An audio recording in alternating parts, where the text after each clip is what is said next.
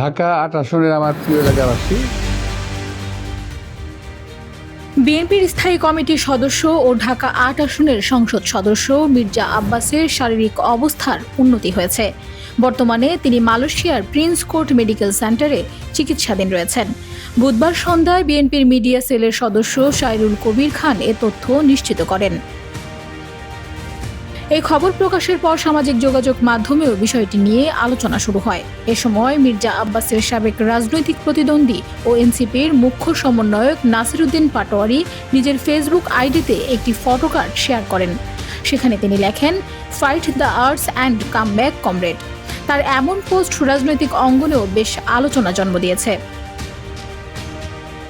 উল্লেখ্য, গত ১১ মার্চ ইফতারের সময় হঠাৎ অসুস্থ হয়ে পড়েন মির্জা আব্বাস। পরে তাকে ঢাকার এভারকেয়ার হাসপাতালে ভর্তি করা হয়।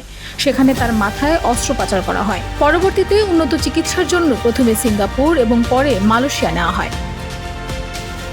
মির্জা আব্বাসের স্ত্রী আফরোজা আব্বাসের বরাতে জানা গেছে, তিনি এখন পুরোপুরি শঙ্কামুক্ত। ধীরে ধীরে সুস্থ হয়ে উঠছেন এবং পরিবারের সদস্যদের সঙ্গে কথা বলতে পারছেন। চিকিৎসকদের পরামর্শ অনুযায়ী সবকিছু ঠিক থাকলে ঈদুল আজহার আগেই দেশে ফিরতে পারেন বিএনপির এই জ্যেষ্ঠ নেতা।